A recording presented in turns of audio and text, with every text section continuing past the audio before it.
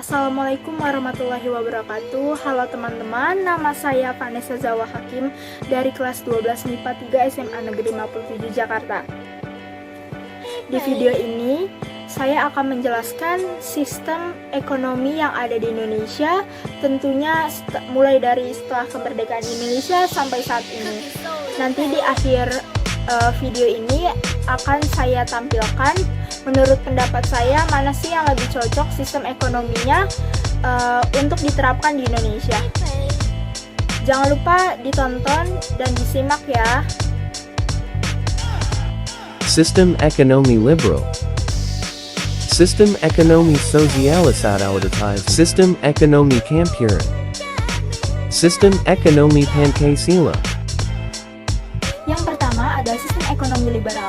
Sistem ekonomi liberal ini ditetapkan pertama kali di Indonesia sebagai sistem ekonomi pada tahun 1960 sampai 1957. Sistem ekonomi liberal adalah sebuah sistem ekonomi yang memberikan kebebasan bagi sebesar-besarnya bagi rakyat.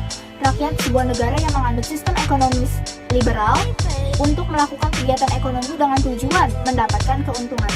Semua keputusan ekonomi berhak dan ditentukan sendiri oleh masing-masing individunya.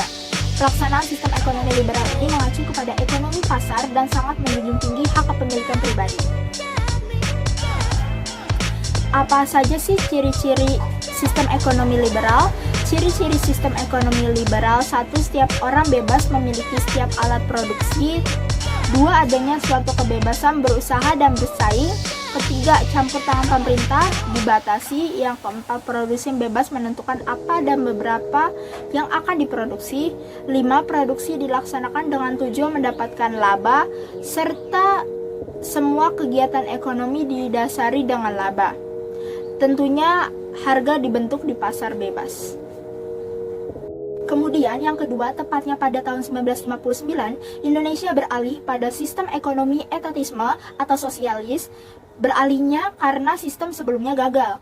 Karena sistem liberal yang sebelumnya itu gagal.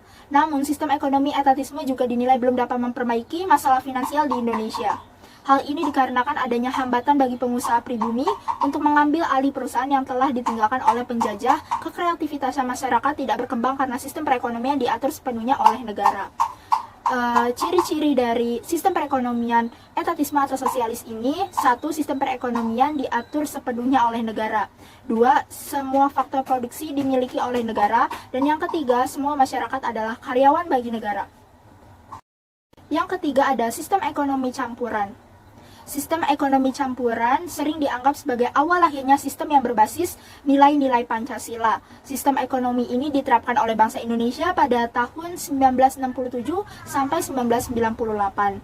Sistem ini merupakan perpaduan antara sistem ekonomi liberal dan etatisme yang sebelumnya ditetapkan juga di Indonesia.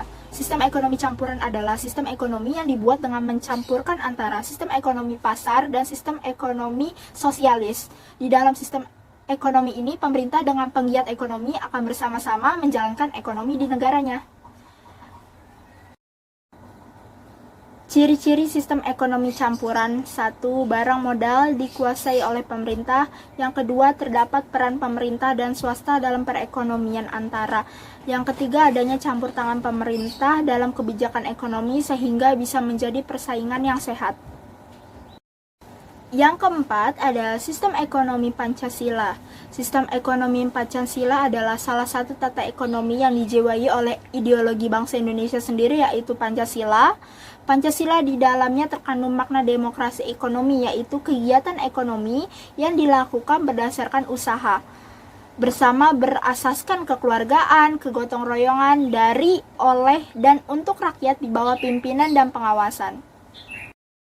Ciri-ciri sistem ekonomi Pancasila: 1. Yang menguasai hajat hidup orang banyak adalah negara atau pemerintah. 2. Peran negara adalah penting namun tidak dominan, dan begitu juga dengan perannya pihak swasta yang posisinya penting namun tidak mendominasi. Yang ketiga, ada masyarakat adalah bagian dari yang penting di mana kegiatan produksi dilakukan oleh semua untuk semua serta dipimpin dan diawasi oleh anggota masyarakat. Yang keempat, modal ataupun buruh tidak mendominasi perekonomian karena didasari atas asas kekeluargaan antar sesama. Pada penghujung video ini, saya akan menjelaskan menurut pendapat saya mana sih yang cocok untuk Indonesia sistem ekonomi yang diterapkan. Menurut pendapat saya, sistem ekonomi yang cocok untuk Indonesia adalah sistem ekonomi campuran antara liberal dan sosial.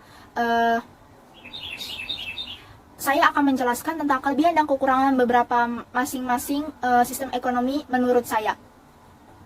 Kelebihan dan kekurangan pada sistem ekonomi liberalis menurut saya, kelebihannya menimbulkan dan meningkatkan persaingan untuk maju. Semua pihak memiliki hak dalam membantu. Produksi didasarkan suatu kebutuhan masyarakat. Munculnya barang yang berkualitas tinggi dan hak dalam memilih sektor didasari dengan kemampuan. Kelemahannya tentu ada, banyak terjadi monopoli di masyarakat, rentan terjadi krisis ekonomi, munculnya persaingan tidak sehat, dan eksploitasi sumber daya alam yang berlebihan. Kelebihan dan kekurangan sistem ekonomi Pancasila. Kelebihannya dulu, satu, perekonomian disusun sebagai usaha bersama berdasarkan asas kekeluargaan. Yang kedua, bumi, air, dan kekayaan alam yang terkandung di dalamnya dikuasai oleh negara digunakan untuk sebesar-besarnya kemakmuran rakyat menurut Undang-Undang Dasar. Yang ketiga, warga negara memiliki kebebasan dalam memilih pekerjaan yang dikehendaki serta mempunyai hak akan pekerjaan dan penghidupannya layak. Yang keempat, potensi, inisiatif, dan daya kreasi setiap warga negara diperkembangkan sepenuhnya dalam batas yang tidak merugikan kepentingan umum. Dan kekurangannya itu ada sistem free flight liberalisme yang menumbuhkan eksploitasi manusia dan bangsa lain. Yang kedua, pemusatan kekuatan ekonomi pada suatu kelompok dalam bentuk monopoli yang merugikan masyarakat. Yang ketiga, sistem etatisme negara sangat dominan serta mematikan potensi dan daya kreasi unit-unit ekonomi di luar sektor negara. Saya akan menjelaskan bagaimana menurut pendapat saya sistem ekonomi campuran adalah yang paling pas dan cocok untuk diterapkan di sistem ekonomi Indonesia. Sistem perekonomian campuran merupakan perpaduan dari sistem ekonomi sosialis dan sistem ekonomi liberal. Sistem ini mengambil jalan tengah antara kebebasan dan pengendalian. Sistem ekonomi campuran mencoba mengkombinasikan kebaikan dari antara kedua sistem ekonomi tersebut. Di antaranya menyarankan perlunya campur tangan pemerintah serta aktif dalam kebebasan pihak swasta dalam melaksanakan kegiatan ekonominya. Dengan keinginan seperti ini, banyak negara yang memilih sistem ekonomi campuran dan Indonesia juga dulunya pernah menjadikan sistem ekonomi campuran ini sebagai pedoman dalam sistem ekonomi. Menurut pendapat ahli juga, solusinya adalah negara-negara menggunakan sistem ekonomi campuran. Dan pemerintah harus bisa adil dan jeli dalam menindak para pelaku kegiatan ekonomi yang berbuat curang, serta kurang bertanggung jawab agar tidak ada pihak yang merasa dirugikan. Sekian dan terima kasih vlog dari saya. Jangan lupa like dan subscribe.